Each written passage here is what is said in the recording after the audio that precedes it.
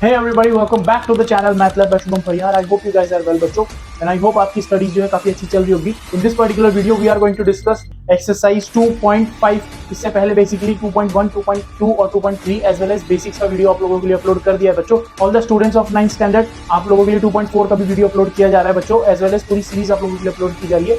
आप लोगों से सिर्फ एक चीज चाहिए, that is your support. Please share these videos among your friends. Let's start the class.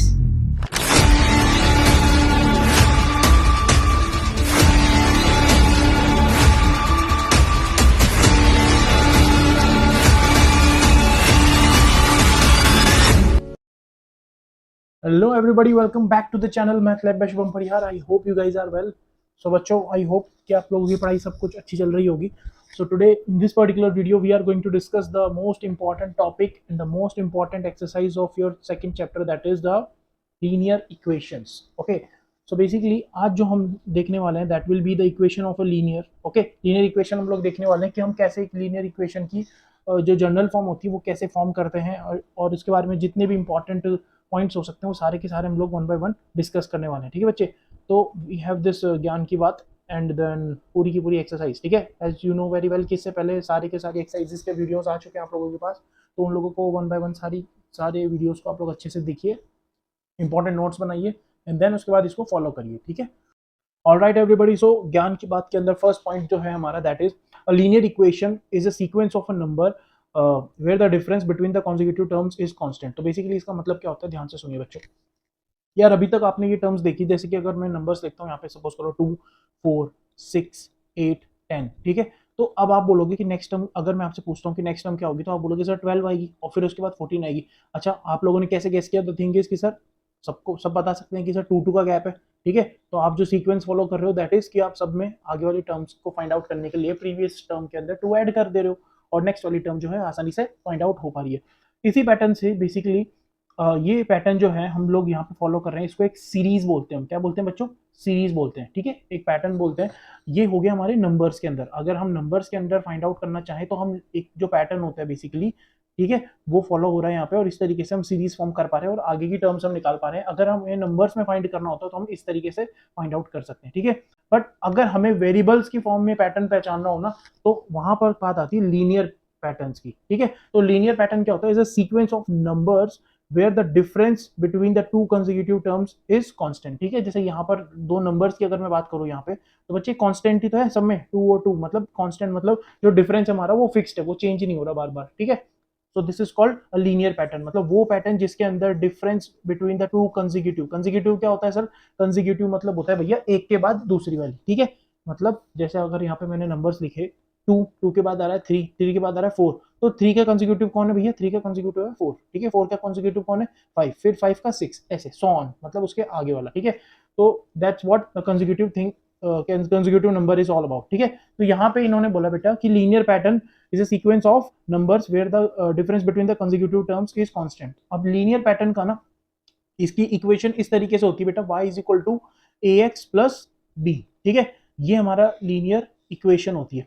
Linear equation के अंदर x और y हमारे क्या होते हैं बच्चे? यहाँ पे वेरिएबल्स होते हैं. क्या होते हैं? वेरिएबल्स. ठीक है, ये रिप्रेजेंट करते हैं हमारी, और इसको हम जब ग्राफिकली देखेंगे तो और अच्छे से देखेंगे कि ग्राफ इसका किस तरीके से बनता है. बेसिकली अगर आपको रफली बताना जाए तो ग्राफ जो है बेसिकली इसका एकदम स्ट्रेट लाइन बनती है. या तो वो स्ट्रेट लाइन ऐसे बनेगी, ठीक है, या फिर वो ओरिजिन से भी पास होती हुई बन सकती है, या फिर वो ऐसे भी बन सकती है, स्ट्रेट लाइन होगी वो. ठीक है बच्चे, तो लीनियर इक्वेशन का ग्राफ कुछ इस तरीके का बनता है. एक्स और वाई यहाँ पे वो कमोडिटी है बेसिकली जो कि इक्वेशन फॉर्म करने में हमारी मदद करती है. ठीक है, और इनकी वैल्यू जो होती है कांस्टेंट होती है बेसिकली, और यहाँ पर जो है एक्स और वाई हमारे वेरिएबल्स हो गए और ए और बी जो है हमारे यहाँ पे क्या हो गए? कांस्टेंट्स. ठीक है, इस तरीके से, और इनकी वैल्यू हमें सिचुएशन टू सिचुएशन जो है वो चेंज होती रहती है, और वो उसी की वैल्यूज जो है हम लोग आज के पर्टिकुलर लेक्चर के अंदर जो है देखने वाले हैं कि किस तरीके से इन दोनों की वैल्यूज हम लोग फाइंड आउट कर सकते हैं.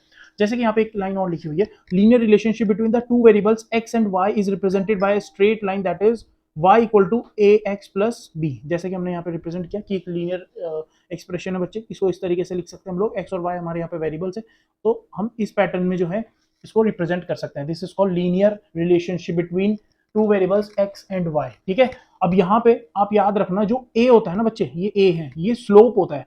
ठीक है, slope of the line. Slope क्या होता है सर? स्टीपनेस, मतलब जो लाइन आप बना रहे हो वो एक्स एक्सिस की तरफ कितनी ज्यादा झुक रही है.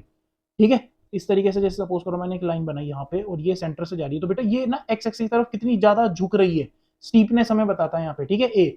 और बेसिकली बी क्या होता है यहाँ पे, बी जो होगा दैट विल बी, आप कह सकते हो कि स्लोप ऑफ वाई एक्सिस, ठीक है, सॉरी स्लोप, स्लोप तो हमें एक्स एक्स, ए जो है हमारा स्लोप हो जाएगा बच्चे, और बी जो होगा that will be the intercept of y axis, मतलब ये वाई एक्सिस को किस पर्टिकुलर पॉइंट पे काट रहा होगा, ठीक है, इंटरसेप्ट। डोंट वरी, ये मैंने नेक्स्ट पेज पे आपके लिए लिख दिया है यहाँ पे, ठीक है, सारी की सारी चीजें, y will be the intercept and all, ठीक है। बस आपको समझना है कि मतलब क्या होता है इंटरसेप्ट का, मतलब भैया जब आपका ये ग्राफ बन रहा है, सपोज करो आपने ये ग्राफ बनाया है यहाँ पे, देखो एक बार इसको इरेज करते हैं अपन, ठीक है, ये हमने ग्राफ बनाया है यहाँ पे बच्चे, let's see this is the graph, ठीक है। अब ये ग्राफ जो है बच्चे, लेट्स से हमने यू बनाया, ठीक है। अब ये आपको पता है एक तो सर इस पॉइंट पे कट कर रहा है और एक इस पॉइंट पे कट कर रहा है, तो यहाँ पे जो हमारा वाई एक्सिस, आपको पता है कि सर ये पूरी लाइन एक्स एक्सिस होती है, ठीक है, और ये वाली वाई एक्सिस होती है, क्लियर है। तो बच्चे यू यहाँ पे पॉइंट होगा, उसका कोऑर्डिनेट क्या होगा, दैट विल बी 0, बी, ये बोलना चाह रहे हैं, तो मतलब बी होगा वो हमारा वाई एक्सिस पे किस पर्टिकुलर पॉइंट पे हमारी ये लाइन काट रही है, उस इंटरसेप्ट को बी बोला जाता है, क्लियर है। ये बी क्या होगी भैया, वो वैल्यू जो कि हमारी वाई एक्सिस पे कट कर रही होगी, क्लियर है। ये लाइन जो कि हमारी वाई एक्सिस पे कट कर रही होगी वो ये हमारा बी इंटरसेप्ट होगा, मतलब बी पॉइंट होगा, क्लियर है बच्चों। तो वाई इंटरसेप्ट इसको बोला जाता है। So I hope this part is clear to you. और स्टीपनेस जो है हमें ए बताता है, तो आई होप ये चीज समझ में आई होगी आपको। थर्ड पॉइंट हमें दे रखा है यहाँ पे, दैट इज की linear growth. Linear growth is represented by straight line with positive slope, ठीक है। बेसिकली नाम से पता चल रहा है ग्रोथ को रिप्रेजेंट कर रहे हैं, तो ऑब्वियसली बात है कि हमारी जो स्ट्रेट लाइन है वो पॉजिटिव डायरेक्शन में ही जा रही होगी। पॉजिटिव डायरेक्शन मतलब फ्रॉम लेफ्ट टू राइट जो है हम लोग क्या कर रहे हैं, इसको फ्रॉम लेफ्ट टू राइट जो है ये इंक्रीज होती हुई जा रही है, लाइक दिस, ओके, इस तरीके से। Just give me a second, ठीक है। अब ये वाला पॉइंट आपको क्लियर हो गया, let me just draw this to you.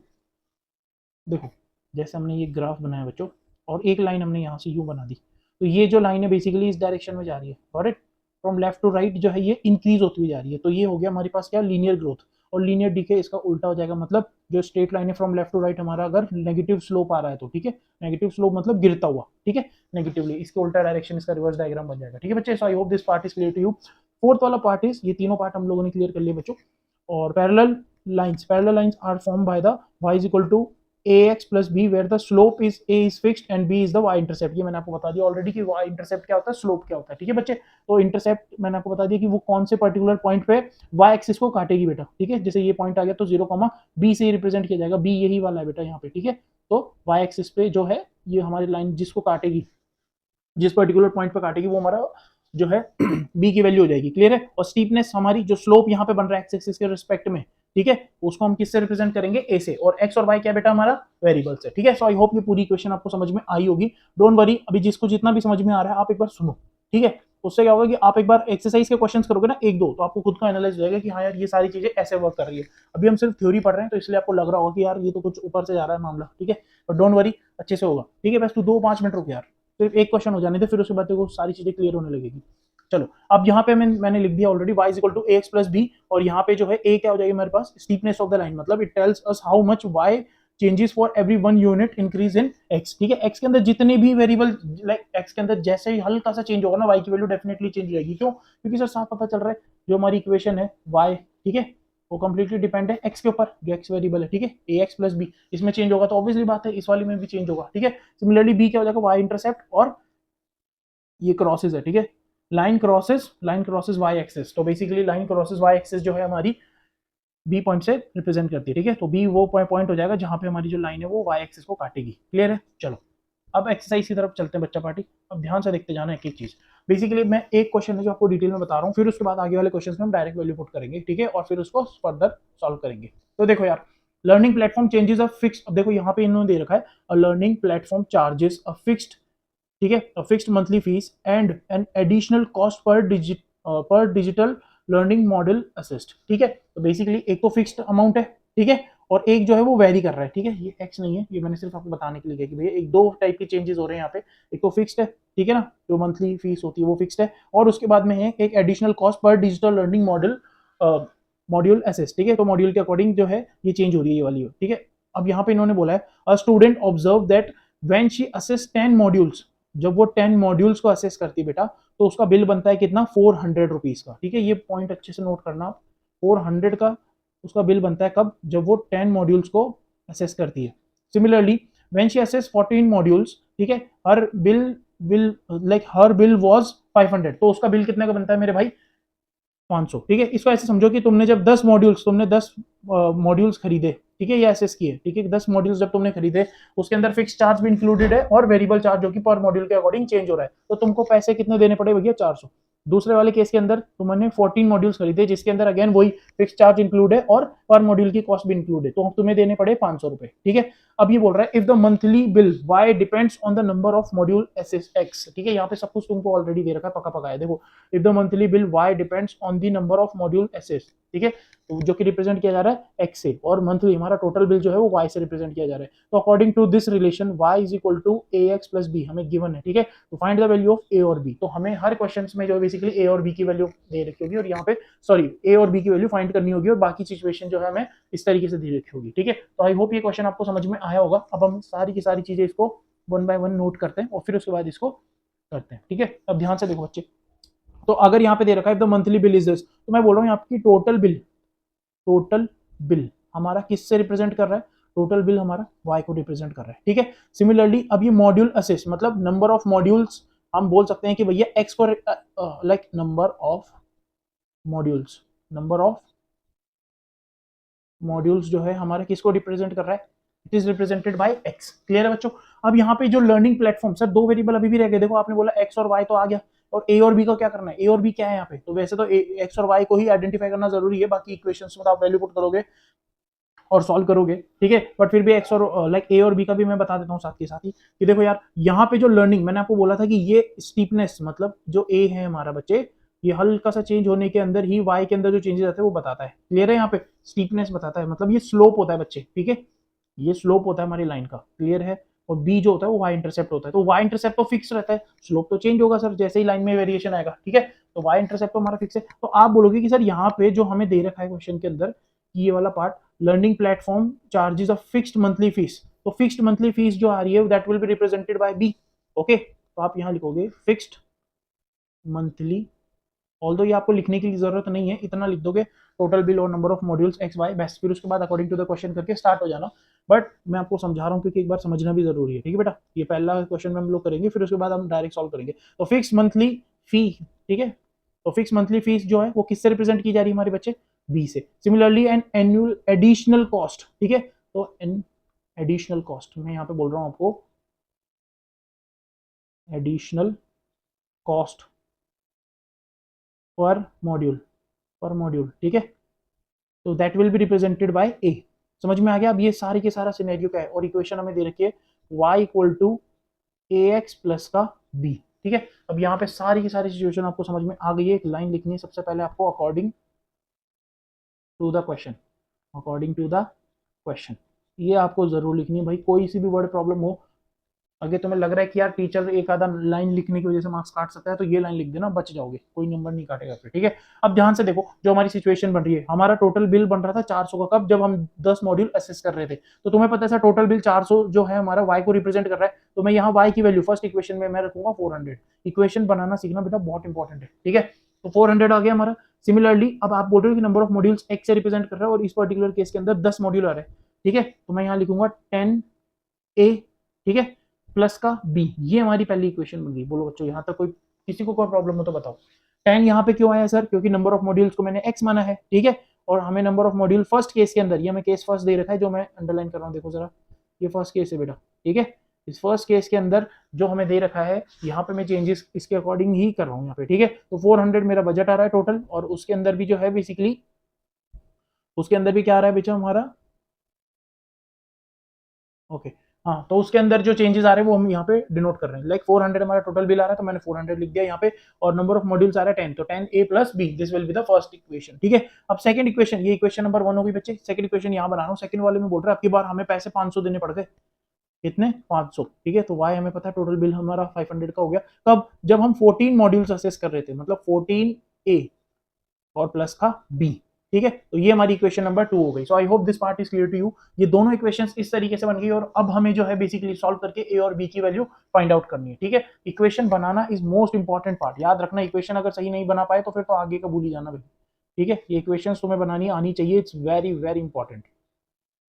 तो I hope this part is clear to you, और इसी के बेसिस पे जो है हम इसको सॉल्व करेंगे। अब ध्यान से सुनो, अब आप देखोगे कि यार यहाँ पे ना इक्वेशन 1 और इक्वेशन 2 है, although there are two types of methods of solving such type of equation, first is elimination method और second is substitution method। ठीक है, तो जैसे स्टेप बाय स्टेप हम करेंगे। सब्स्टिट्यूशन मतलब क्या होता है सर?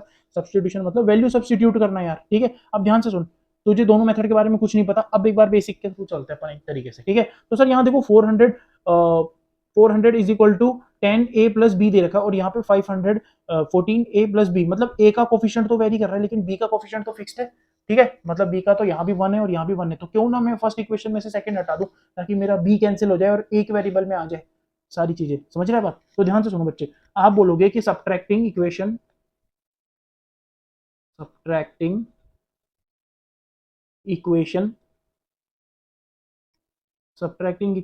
1 फ्रॉम 2। ठीक है, सब्ट्रैक्टिंग इक्वेशन 1 फ्रॉम 2। अब ध्यान रखना 2 में से 1 को करनी है। ठीक है, अंग्रेजी का पालन करना भैया।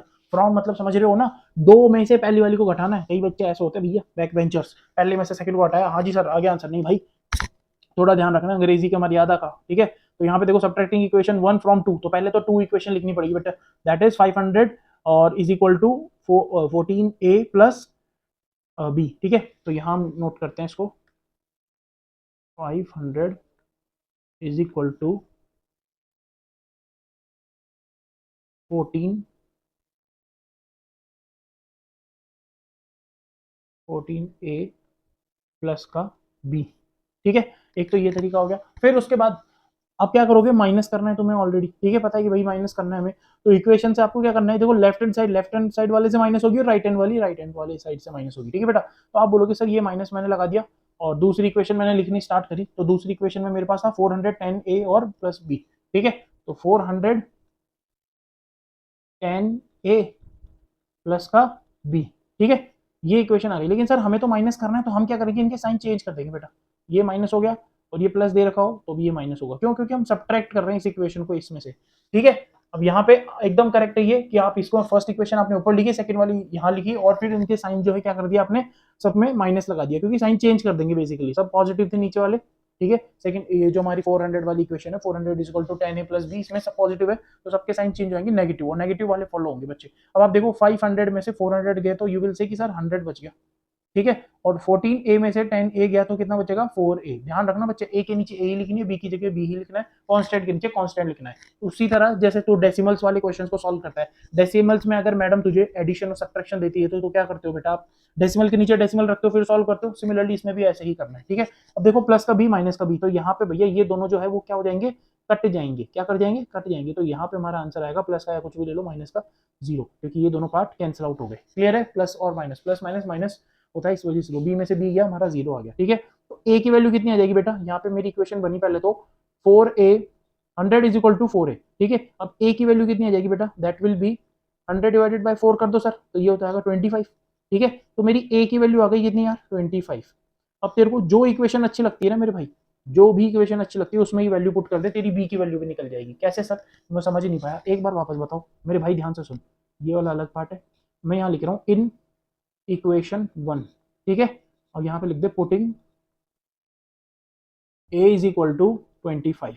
ठीक है, तो इक्वेशन 1 कौन सी बेटा हमारी, ये वाली दे रखी सर, आपने बोला था 400 इज इक्वल टू 10a वाली। ठीक है, तो ठीक है मेरे भाई, पहले मैं सबसे पहले यहाँ लिखता हूँ, तो ध्यान से देख 400 इज इक्वल टू 10, और मैं जैसे ही a लिखने जाऊंगा ना, मेरे को a याद आएगा यार a की वैल्यू तो 25 है, तो मैंने a की वैल्यू 25 पुट कर दी। ठीक है, और प्लस का b एज इट इज लिख दिया। अब क्या करोगे बेटा, यहाँ पे 400 आ चुका है आपके पास, और ये आ गया हमारे पास 250, और प्लस का b, तो b की value that will be equal to कितना हो जाएगा, 400 माइनस का 250। तो जब आप इसको फर्दर सिंप्लीफाई करोगे तो यू विल रियलाइज कि सर देखो 5 में से तो 5 गया, और 3 में से 2 गया, तो ये 1 आ जाएगा। ठीक है, तो b की वैल्यू आ गई मेरे भाई 150। ठीक है, तो आई होप ये वैल्यूज आपको निकालना आई होगी, a और b की वैल्यू इस तरीके से निकलेगी बेटा बाय यूजिंग, और ये जो मेथड हमने यूज किया ना, इसमें से इसको एलिमिनेट करना, इसी को एलिमिनेशन मेथड बोलते हैं। ठीक है, जो कि आप सीखोगे आगे जाकर।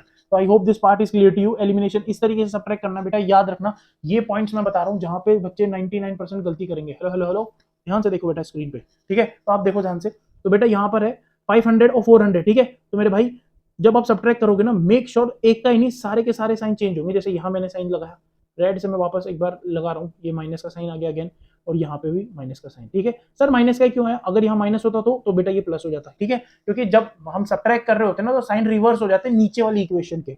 ठीक है, और इसके जो पुराने साइन थे वो अमान्य रह जाएंगे। अमान्य मतलब क्या होता है सर? इतनी ज्यादा हिंदी, ओहो मेरे भाई। अमान्य मतलब ये होता है मेरे भाई कि जो भी पुराने साइन दे रखे थे वो वैलिड नहीं रहेंगे, अब जो हमने नए साइन लगाए वो वाले वैलिड रहेंगे। ठीक है, तो फर्स्ट वाली इक्वेशन के पूरे साइन लाइक वो एप्लीकेबल रहेंगे। ठीक है, तो याद रखना नीचे वाले साइन के जो है बेसिकली जो हमने नए वाले बनाए हैं यही फॉलो होंगे।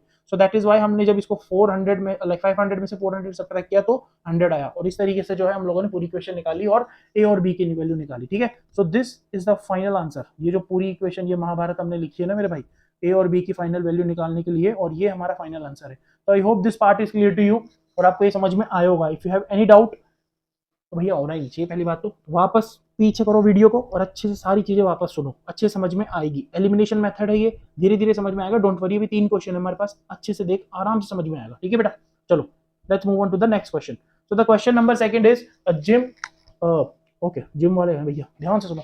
Gym charges a fixed monthly fee, ओहो, and an additional cost per hour for using the badminton court. ठीक है, a student using the gym observed that when she used the badminton court for 10 hours her bill was 800। ठीक है, और फिर उसके बाद में इन्होंने दे दिया वापस अगेन क्या, when she used it for 15 hours then her bill is 1100। ठीक है, तो अगर वो 15 घंटे के लिए उसको यूज करती है तो उसका बिल आ रहा है भैया 1100। तो ठीक है सर, अभी आपने 2 मिनट पहले जो इक्वेशन बनाई, मुझे मेरी 2 इक्वेशंस मिल गई है, तो पूरा पढ़ूं या ना पढ़ूं? उसने बच्चे ने पूछा कि यार पूरा पढ़ना चाहिए कि नहीं पढ़ना चाहिए? मेरे भाई पढ़ना तो चाहिए एक बार। ठीक है, तो देखते हैं क्या करना है, अभी ध्यान से सुनो। ये इक्वेशन 1 और ये इक्वेशन 2 हमारी, ओहो ये लाइन थोड़ी ज्यादा ऊपर चलेगी, sorry for that. Okay, I hope this part is clear now. ध्यान से सुनो, अब ये बोलना चाह रहा है if the monthly bill y depends on the hour, okay, and the badminton of the court according to the relationship y is equal to ax plus b, हमें ऑलरेडी गिवन है, और वापस a और b की ही value हमसे पूछी है। ठीक है बच्चों, तो यहाँ पे सारी की सारी चीजें हमें गिवन है। अब बस ऑलरेडी इसने बता रखा है y किसको मानना है, x किसको मानना है। ठीक है, अब यहाँ पे इसने दे रखा है, देखो इफ द मंथली बिल मतलब टोटल बिल अगेन y पे डिपेंड है। ठीक है, और हमारी इक्वेशन भी यही है, तो सर देखो आप ही ने सिखाया अभी कि y इज इक्वल टू हो जाता है ax प्लस b जब भी लीनियर फंक्शन हो तो। ठीक है, और y हमारा क्या होता है सर, टोटल बिल। ठीक है, मैं ये ऑलरेडी बता चुका हूँ, अब तुम लिखना है इसको इंग्लिश में आराम से। Total bill will be equals to y, चलो लिख देते हैं एक बार और। टोटल बिल जो है हमारा y को रिप्रेजेंट कर रहा है, और इसके आगे इन्होंने एक चीज और लिखी है, that is the use of badminton. देखो इधर depends on the hour of use of the, if the bill y depends on the hour of use of badminton court x। ठीक है, तो आप लिख लो यहाँ पे नंबर ऑफ आवर्स, ऐसे समझ लो। ठीक है, तो नंबर ऑफ आवर्स हमारे कितने हो जाएंगे, क्योंकि यहाँ पे इन्होंने बोला है the hour on the hour use of badminton court, तो नंबर ऑफ आवर्स जो है हमारे x को रिप्रेजेंट कर रहा है। क्लियर है बेटा? तो आप बोलोगे सर नंबर ऑफ आवर्स, भैया कितने घंटे आप लोगों ने काम किए, वो कौन रिप्रेजेंट कर रहा है, वो x रिप्रेजेंट कर रहा है। ठीक है भैया, तो ये हमारी इक्वेशन बन चुकी है, y is equal to ax plus b। ये इक्वेशन हमें ऑलरेडी गिवन है, a और b की वैल्यू में फाइंड आउट करनी है। तो बेटा यहाँ पे वापस वही वाली जादुई लाइन लिखनी है। कौन सी जादुई line sir? According to the question. तो भैया ये लिखना बहुत ज्यादा जरूरी है। ठीक है, इससे इंप्रेशन तगड़ा पड़ेगा और तुम्हारी मैम जो है तुम्हारे नंबर काटने से बच जाओगे बेटा तुम। ठीक है, चलो, तो तुम्हारी मैम तुम्हें पूरा नंबर देगी बेटा अगर ये लाइन तुम पूरी अच्छे से लिखते आओगे तो बस ये लिखना सबसे पहले टोटल बिल और नंबर ऑफ आवर्स, और फिर उसके बाद में अकॉर्डिंग टू द क्वेश्चन और ये इक्वेशन लिख के और जय माता दी। चलो चालू हो जाओ। अब यहाँ पे क्वेश्चन बोल रहा है भैया कि अगर 10 आवर्स हमें लेने तो हमारा टोटल बिल बन रहा है 800 का। तो भैया पहली चीज तो ये हो गई 800, ठीक है, will be equals to 10 hours है, तो आवर्स को तो हमने एक्स से डिनोट किया है सर, तो 10a प्लस का b, this will be the first equation. I hope this part is clear to you. ठीक है बेटा, जैसा क्वेश्चन बोल रहा है वैसे वैसे इक्वेशन बनाती जानी भैया। ठीक है, अब देखो, अब वो बोल रहे हैं कि अगर उसने 15 घंटे यूज की होती तो उसका बिल बनता 1100 का। तो भैया आपकी बार मैंने 1100 लिख दिया यहाँ पे सेकंड इक्वेशन। ठीक है, ये हमारी सेकंड इक्वेशन बन गई, और इसके अंदर आगे 15a। सर 15a क्यों आया? क्योंकि मेरे भाई मैं नंबर ऑफ आवर्स को x से रिप्रेजेंट कर रहा हूँ और x की वैल्यू a इंटू एक्स है, यहाँ इक्वेशन में मुझे ऑलरेडी गिवन है क्वेश्चन के अंदर भी। ठीक है भाई, तो मैंने सिर्फ इक्वेशन की वैल्यू पुट करी और कुछ नहीं। ये हो गया हमारा इक्वेशन नंबर 2। ये दो मतलब ये दोनों की दोनों है ना मेरे भाई, ये बहुत ज्यादा इंपॉर्टेंट है इक्वेशन सही बनाना, नहीं तो तुम आगे तो बहुत ज्यादा ही कचरा कर दोगे फिर। ठीक है, ये दो इक्वेशंस बनके तैयार हो गई। अब बस आसानी से क्या करना है, सब्ट्रैक्टिंग इक्वेशन 2 या सब्ट्रैक्टिंग इक्वेशन 1 फ्रॉम 2। ठीक है, तो हम यहाँ पे लिख देते हैं इसके अंदर भी, इसको यहाँ सॉल्व कर लेते हैं थोड़ा सा ध्यान से देखो बच्चे। सब्ट्रैक्टिंग इक्वेशन 1, ठीक है, फ्रॉम 2। इक्वेशन 1 फ्रॉम 2 मतलब सेकंड में से पहले वाले को घटाना है। तो आप बोलोगे सर ठीक है 1100 तो यहाँ लिखेंगे हम लोग, इज इक्वल टू में लिखेंगे 15a और प्लस का b। ठीक है। और फिर उसके बाद में इसके नीचे लिखेंगे लेफ्ट हैंड साइड वाला लेफ्ट हैंड साइड में, ठीक है, मतलब नंबर के नीचे नंबर ही। आपने बोला सर डेसिमल रूल, ठीक है, बोलना नहीं है। तो ये आपने बोला सर देखो 10 a आ जाएगा, a के नीचे a लिखना है और b के नीचे b लिखना है बेटा। अब जैसे ही हमारा सिंप्लीफाई हुआ, ठीक है, जैसे ही हमारा सिंप्लीफाई हुआ तो हमारे साइन जो है वो चेंज होंगे, ये हो जाएगा माइनस में, ये माइनस में, और ये वाला भी माइनस में, ठीक है। आई टोल्ड यू कि देखो माइनस करना है आपको, सब्ट्रैक्ट करना है। तो 1100 माइनस 800 करेंगे और यहाँ पे भी माइनस लगाएंगे और यहाँ पे भी माइनस लगाएंगे, ठीक है। साइन चेंज होगा बेटा सबका, नीचे वाले का। Why? Because the thing is कि हम सब्ट्रैक्ट कर रहे हैं, दैट इज वाई। याद रखना ये एलिमिनेशन का कॉन्सेप्ट है। एलिमिनेशन का मतलब ये होता है भैया तू दूसरी वाली से पहली वाली इक्वेशन लिख रहा है तो पहले तो दोनों इक्वेशन लिख दो, लास्ट वाली जो इक्वेशन है जो सेकंड नंबर पे आ रही है उन सबके साइन चेंज कर दो। तो 1100 में से जब आप 800 माइनस करोगे तो यू विल गेट 300। सिमिलरली 15 में से 10 गया तो कितना बचेगा भैया? 5 है, ठीक है। और ये प्लस माइनस माइनस बी, तो ये तो हो गया हमारा कैंसिल आउट, ठीक है बेटा। तो प्लस में 0। याद रखना ए की वैल्यू हमारी कितनी आ जाएगी यहाँ पे इसको सॉल्व करने के बाद में? 5 like 300 divided by 5 that will B 60, ठीक है। तो a इज इक्वल टू 60, ये हमारा a की वैल्यू आ गई। अब ना स्कूल के अंदर ये एक चीज याद रखना यार, स्कूल के अंदर हो सकता है तुम्हें इक्वेशंस बना के नहीं करा के इस तरीके से कराए, लाइक इक्वेशंस जैसे मैंने यहाँ पे माइनस करवाए ना, तो आपको हो सकता है यूं करके फिर ब्रैकेट लगा के फिर आपको अलग से सॉल्व करवाए। मतलब वो लोग क्या करेंगे, ये जो 1100 है ना, ये लेफ्ट हैंड साइड में, ये राइट हैंड साइड ही बुला लेंगे आपके। तो एक इक्वेशन ये हो जाएगी और इसमें 800 वाली जो है इसको भी हम राइट हैंड साइड ही बुला लेंगे और फिर इसको सॉल्व करेंगे। तो वैसे भी कर सकते हो, that is same thing, answer दोनों से सेम ही आएगा। ये एलिमिनेशन मेथड मैंने इसलिए बताया क्योंकि आगे काम आने वाला है आपकी ये, ठीक है। तो आई होप, और बहुत आसान भी है यार, सिर्फ और सिर्फ जो दूसरी वाली इक्वेशन है उसके साइन चेंज करने हैं, ठीक है। अभी सारी पॉजिटिव चल रही है तो सब में नेगेटिव कर दो, खत्म बात, और आसानी से सॉल्व कर लो। ए की वैल्यू निकल गई मेरे भाई, तो सिमिलरली क्या करोगे बेटा आप? बी की भी वैल्यू निकालोगे, ठीक है। अब बी की वैल्यू कैसे निकालेंगे सर? ऑब्वियसली बात है, किसी भी एक इक्वेशन को पुट कर लो जिसमें तुम्हारा आंसर आ जाएगा आसानी से। जैसे कि सर अभी अभी आपने बताया पहली इक्वेशन के अंदर, तो मैं वापस वही लिखूंगा, सब्सटीट्यूटिंग, ठीक है। वापस क्या लिखेंगे हम? सब्सटीट्यूटिंग लिख लो या पुटिंग लिख लो, ठीक है, विच एवर यू लाइक। तो हम लिखेंगे भैया putting a is equal to, A की वैल्यू कितनी आई हमारी बच्चे? 60, ठीक है। Putting a is equal to 60 in equation 1, ठीक है। तो आप बोलोगे सर इक्वेशन 1 है क्या? इक्वेशन 1 तो ये रही हमारी, ठीक है। 800 is equal to 10a plus का b, ठीक है। तो हम यहाँ इसमें पुट करते हैं, तो 800 इज इक्वल टू 10a, जैसे मैं लिखना चाहूंगा मुझे याद है a की वैल्यू तो 60 है और प्लस का भी एज इट इज, ठीक है बेटा। अब बोर्ड मास का ध्यान रखना, और ये पहले मल्टीप्लाई होगा तो ये हो जाएगा मेरे भाई कितना? 600 प्लस का b। तो अब जब इसको फर्दर सॉल्व करेंगे तो 800 माइनस का 600 that will be equals to b। तो 200 हमारी वैल्यू हो जाएगी ऑफ b की, ठीक है। तो these two are the important values जो हमें इसमें निकालनी थी मेरे भाई। a की भी निकल गई, a की वैल्यू हमारी आई है कितनी? 60, और b की भी वैल्यू आ गई। So I hope this part is clear to you. यही सबसे ज्यादा इंपॉर्टेंट था और यही हमें निकालना था। अरे सर ये स्टार भी बनाना है क्या? नहीं नहीं भाई, ये तो सिर्फ ऐसे ही डेमो के चक्कर में बनानी है, ठीक है। तो I hope this part is clear to you. इस तरीके से जो है हमें मोस्ट इंपॉर्टेंट क्वेश्चन है ये पेपर में आएंगे ही आएंगे, ठीक है।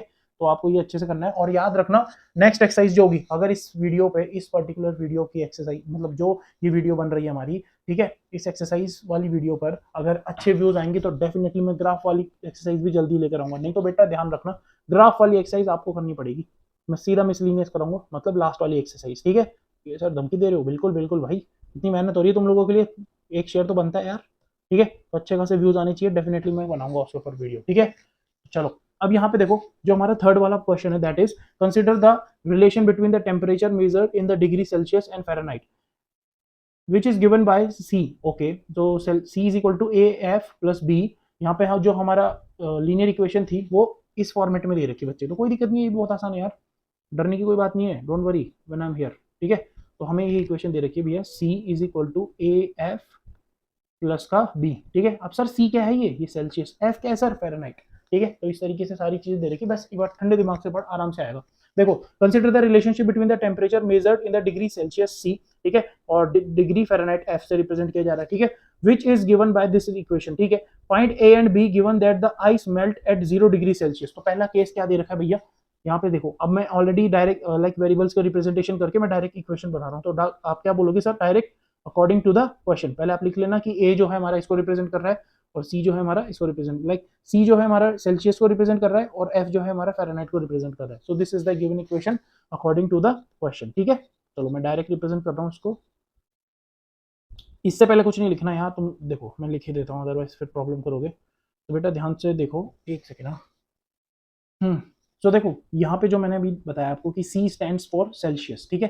तो C इज इक्वल टू आप लिख देना डायरेक्ट कि सेल्सियस, C स्टैंड्स या C रिप्रेजेंट्स फॉर सेल्सियस। अरे सर ये तो हम लिख लेंगे, डोंट वरी, तो लिख लोगे ना पक्का C, और जैसे मैंने फर्स्ट 2 इक्वेशंस में लिया है तो थर्ड वाले में तुम लिख लेना यार, बहुत आसान है। चलो अभी क्वेश्चन क्या बोल रहा है वो सॉल्व करते हैं, ध्यान से सुनो। A और B हमें दे रखा है यहाँ पे, ठीक है। अब हमें बोला गया है कि भैया given that the ice melt at 0 degree Celsius, ठीक है, एंड 32 फ़ारेनहाइट। बेसिकली जो आइस है हमारी वो मेल्ट होती है 0 डिग्री सेल्सियस पे, ठीक है, और 32 फ़ारेनहाइट पे, दोनों डिग्री का हमें दे रखा है। As well as second case हमें क्या दे रखा है, water boils at 100 degree Celsius and 212 degree Fahrenheit, और इसमें हिंट भी दे रखा है, लेकिन हिंट की जरूरत नहीं है तो क्योंकि मैं डायरेक्ट बता रहा हूँ, ठीक है बच्चों। अब ध्यान से सुनो यार, हमें सेल्सियस और फ़ारेनहाइट की दोनों की वैल्यू दे रखी है सर, तो वापस वही चीज है यार, एक्स और वाई की वैल्यू पुट करनी है हमें और ए और बी की वैल्यू फाइंड आउट करनी है। आपके पास एक्स और वाई की जगह इन्होंने क्या दे दिया, सी और एफ, तो कोई दिक्कत नहीं, हम थोड़ी ना डरने वाले। ध्यान से सुनो, हम किस तरीके से सॉल्व करेंगे बच्चों इसको। फर्स्ट सिचुएशन में हमें दे रखी 0 डिग्री सेल्सियस और सी हमारा सेल्सियस को रिप्रेजेंट कर रहा है, तो सी क्या आएगा 0। सिमिलरली फ़ारेनहाइट है 32, तो यहाँ पे आएगा 32A प्लस के अंदर आ जाएगा बी। ओके, अब ये हमारी इक्वेशन बनके तैयार हो चुकी है। सेकंड वाली जो सिचुएशन है ये हमारी इक्वेशन नंबर 1 हो गई, ठीक है बच्चा। अब सेकंड वाली इक्वेशन है दैट इज, ये हमें दे रखी है कि भैया 100 डिग्री सेल्सियस, तो सी हमारा लेफ्ट हैंड वाला पार्ट शो कर रहा है, तो ये आ गया हो गया सी, ठीक है बच्चों।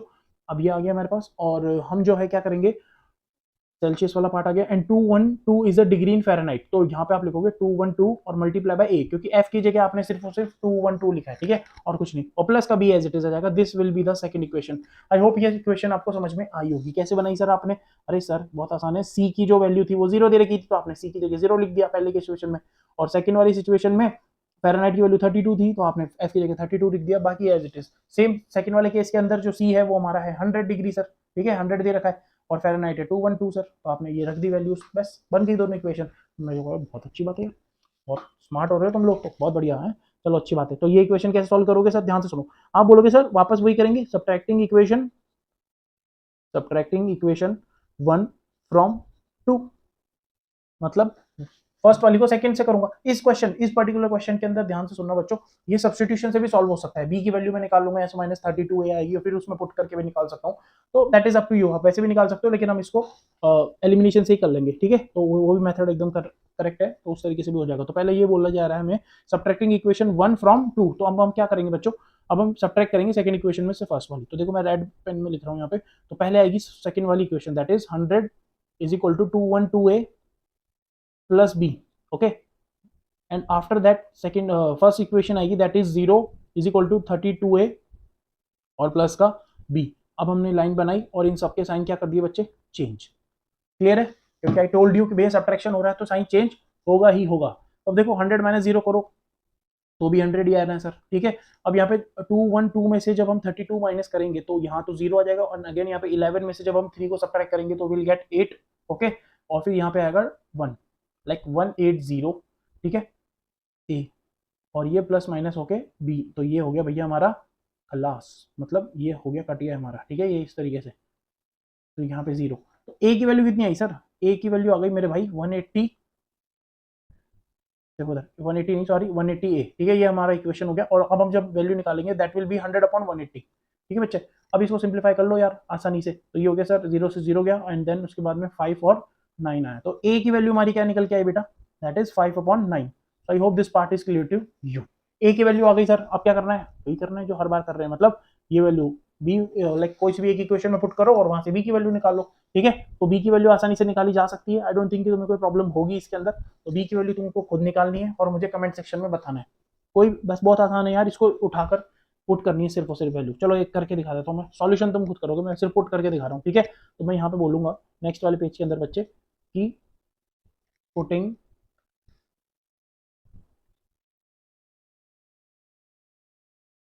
ए इज इक्वल टू कितना है 5/9, ठीक है, तो putting a is equal to 5/9 in equation 1, ठीक है।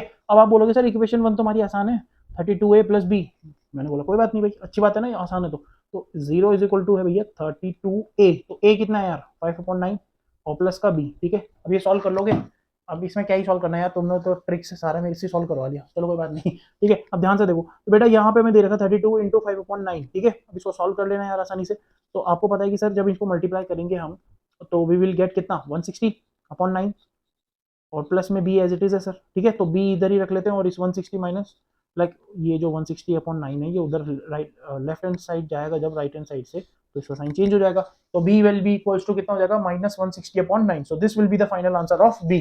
तो I hope this part is clear to you. सारे के सारे क्वेश्चंस हम लोगों ने सॉल्व कर लिए बेटा। अब ध्यान रखना नेक्स्ट एक्सरसाइज कब मिलेगी, जब अच्छे खासे व्यूज आएंगे, ठीक है। तो वो करके देना। ये क्वेश्चन नंबर 30 हो गया है हमारा। 2.6 तभी होगी, ध्यान रखना, जब इस पर्टिकुलर वीडियो पे अच्छे खासे व्यूज आएंगे तभी मिलेगी तुम्हें, ध्यान रखना, अदरवाइज डायरेक्ट मिसलीनियस, ठीक है। तो मेक श्योर कि जल्द से जल्द इसको सब्सक्राइब करो। और हो सकता है पहले मैं मिसलीनियस एक्सरसाइज डाल दूं और अच्छे व्यूज अगर तुम्हारे आते हैं तो फिर मैं अलग से वो वाली वीडियो भी डाल दूंगा, ग्राफ वाली, वो बहुत इंपॉर्टेंट है, ध्यान रखना, ठीक है। तो ये करके लेकर आनी पड़ेगी बच्चों। So I hope this part is clear to you. Thank you so much for watching this video, and please share this videos among your friends. Subscribe to the channel Math Club by Shubham Parihar. Thank you so much. Okay, मिलते हैं फिर next video के अंदर। Good bye, bye.